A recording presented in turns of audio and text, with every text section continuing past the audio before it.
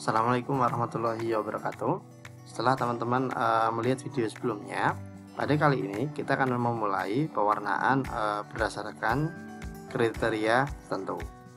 Nah, kita akan memulai dari yang pertama, yakni adalah kita akan memberi pewarnaan jika daerah yang pada data yang kita miliki itu, kriteria satunya itu jika terletak antara nilai 10 sampai 30 berwarna kuning. Kemudian jika nilainya itu terletak dari 31 sampai 60, maka nanti kecamatan itu, karena data kita kecamatan ya, maka kecamatan itu akan berwarna pink. Sementara jika daerah itu nilai kriteria satunya itu antara 61 sampai 100, maka nanti akan kita kasih warna dengan warna biru seperti ini. Langsung saja kita praktekkan. Baik teman-teman, ini adalah data yang kita miliki, yakni adalah batas administrasi kecamatan di Provinsi Yogyakarta. Nah, untuk goal kali ini kita membuat seperti ini.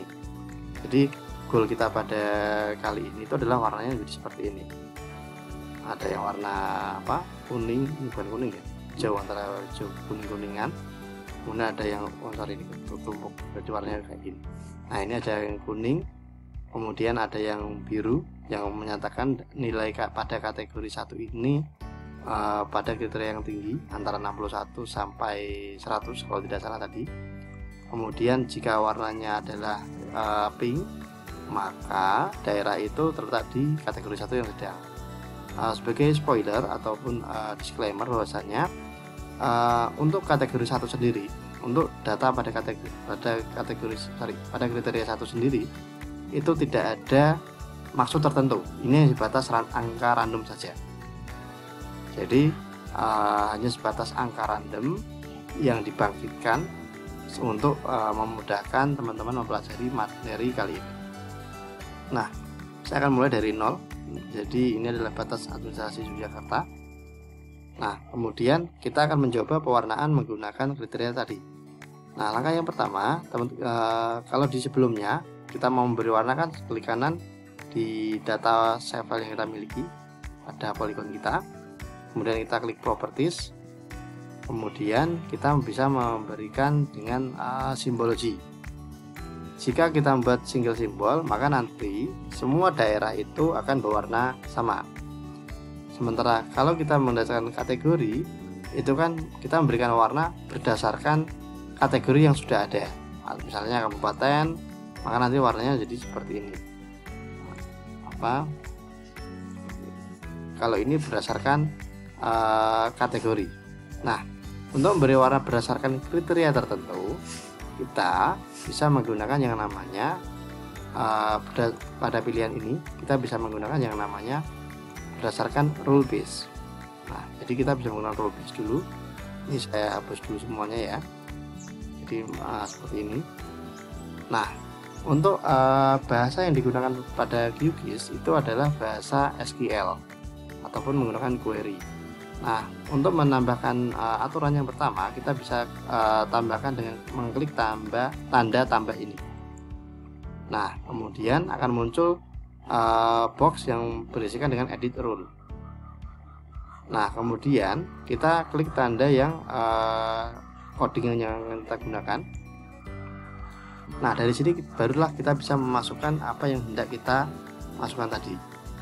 Nah, untuk yang pertama tadi kan kita mau membuat kategori jika kolom, atau kalau dalam Quantum GIS itu namanya adalah field. Jika field ada nama kriteria 1 itu nilainya antara 10 sampai 30, maka nanti warnanya pada kecamatan itu akan berwarna kuning. Sehingga ini kita bisa tambahkan kriteria 1. Oke, lebih dari 10, lebih dari sama dengan 10 n. Jika pada kriteria 1 ini juga kurang dari 30,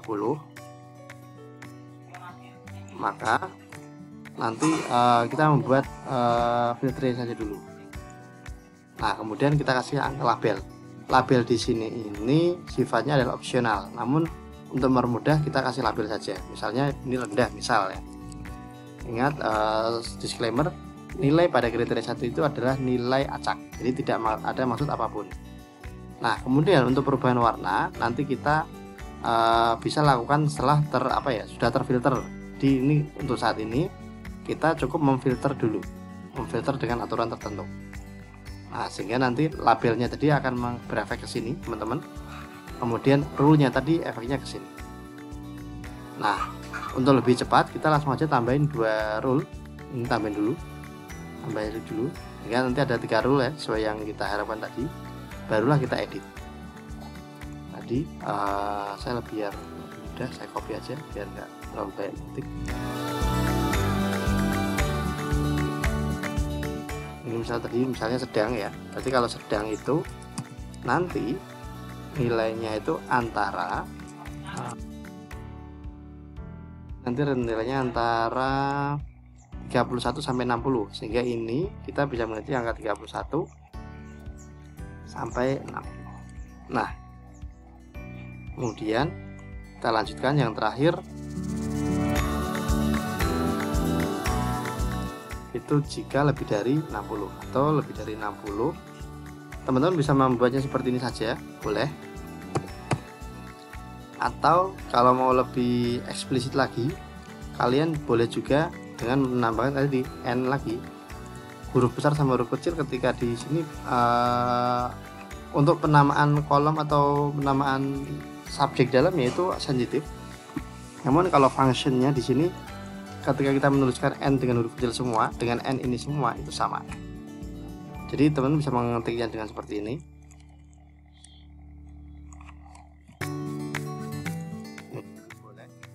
Atau yang cukup yang lebih dari 60 saja juga boleh. Nanti hasilnya akan sama. Kenapa? Karena yang lebih dari 60 itu kan bisa aja 70, 80, 90, 100, 110. Namun karena data kita itu mentok-mentoknya 100, ya berarti dengan ditulis atau tidak ditulis ini, yang saya blok ini, maka ya sama aja maknanya sebenarnya. Kita tulis aja. Oke, sudah ya. Ini misalnya tinggi ya. Nah, berarti kan nanti kalau sudah kita lakukan apply awalnya seperti ini, saya menjadi seperti ini. Nah, ini adalah pewarnaan menggunakan kriteria tertentu. Nah, sekarang warnanya gimana? Tadi kan warnanya kita pengen dengan yang sudah kita definisikan sebelumnya. Nah, tinggal kita kopikan saja. Ini kita double klik. Kemudian kita simple fill-nya kita ganti warnanya. Kita kopikan dari sini. Biasanya errornya adalah ketika teman-teman lupa mendelete ini. Kan ini sebenarnya harusnya itu benar-benar E2 D810. Namun ketika kita mempaste itu kadang masih ada tidak sengaja kelebihan spasi gitu, sehingga kita delete satu, kita backspace satu. Nah, sehingga benar-benar pas. Oke. Nah, warna kuning, kemudian lanjut lagi, lakukan hal yang sama untuk ketiga warna tadi. Nah, ini kan ada sedikit spasinya sedikit itu, harusnya di sebelahnya. Nah, dan yang terakhir adalah sebelah.